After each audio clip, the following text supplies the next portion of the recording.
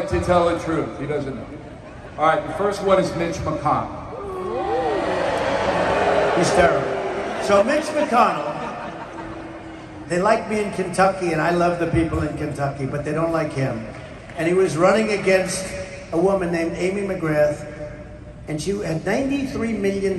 These Democrats can raise money like nobody. She had $93 million ready to kill him. They were going to go in, she was going to beat him so badly.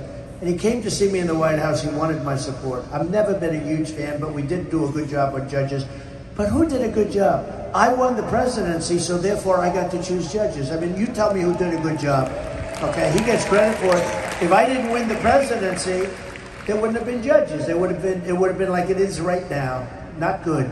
Mitch McConnell lost 2 senators in Georgia. That's what caused this whole thing. What he did was made it impossible for them to win. He should have fought for the presidency. Schumer would have never accepted the results of more votes. Think of it.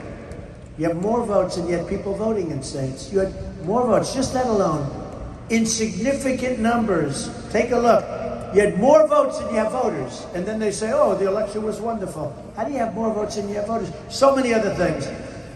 And I'm so disappointed, just to interject, that Mike Pence, instead of sending it back to those legislatures and saying, excuse me, there are some really big problems. Could you please check this out and then send it back to us? Give him 10 days or 7 days or 2 weeks. But could you do? So I was very disappointed in that. And so were a lot of people. A lot of people are very upset about it because I think you would have had a very different outcome to the election. But Chuck Schumer never in a million years would have accepted those election results. And just as a final, we had a very strong card. It's called the debt ceiling. It's a psychological card, but you don't want to play it. But they're putting things through right now that are so horrible. And the worst will be the voting rights bill, because if they pass that, that means a Republican can never win an election again, essentially. Okay? All right, let's get to... Wait a minute. Mitch McConnell, right. If he played the debt ceiling card, that we're not going to give you an extension. He gave him a 2-month extension, just time enough for them to get their act together. If he would have played the debt ceiling card, you wouldn't have had the infrastructure bill passed. You know what the infrastructure is? Because there was so little infrastructure. You wouldn't have had the infrastructure bill. 9% to 11% infrastructure. 90% is throwing money out the window. You wouldn't have had that passed. And now they're going for the big one because it's probably the Wharton School of Finance, which I went to, a very good place. The smartest people, thank you. The smartest people. They said $5 trillion.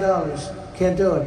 And you want to see inflation? Pass that. But the other thing is they're looking at expanding the court now, the Supreme Court, because they want to load it up with their radical left judges. And they'll get it done if we have Mitch McConnell. You were willing to play the debt ceiling card. We could have played the debt ceiling card, and we would have won everything. But he didn't have the guts to play it, and frankly, he should not be the leader. Right. And just to finish, so he came to me, and he wanted help, and I gave him help, and he shot up 21 points, and he won.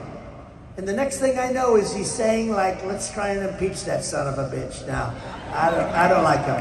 We're never going to like him. He's a lousy leader. And the reason he leads, he raises money and he doles it out to the senators. Go ahead. Next question. Mark Zuckerberg. So I know him well. I was surprised because when he was in the White House, he was very solicitous. He was with his wife. He walked into to a dining room. I was having dinner with our First Lady, who people love a lot. Okay,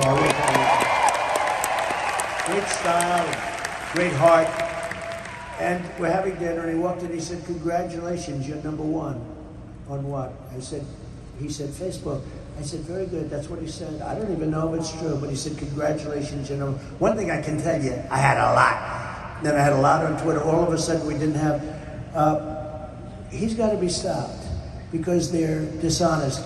So they're going after Republican, like in Nebraska, they're going after Republican congressmen who probably didn't know that a foreign source gave some money to his campaign. You're talking about peanuts.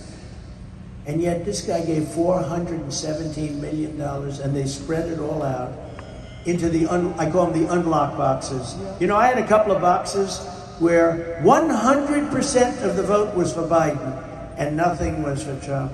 We had some 97% of the vote was for Biden, and 3% was for Trump. And they had long delays. They took it from this location. They had long delays in getting the box, days, getting the box from here to there. And now they have a whole ping thing going on where a lot of the same people kept going back and back and back.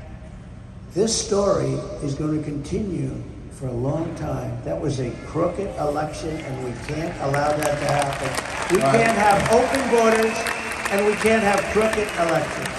Or we're not going to be a country anymore. Some people say if you run again, Ron DeSantis will be the VP. So, Ron is a good man. Ron came to me for support. He was at 3%, and nobody really, he helped me a lot in the Mueller hoax. He was on television a lot with Jim Jordan and some of the guys that were great guys, Jim Banks. We had a lot of great support, and Ron was one of them, and he said, I want to run for governor of Florida. And I said, well, you're at 3%. He said, if you endorse me, I'll win.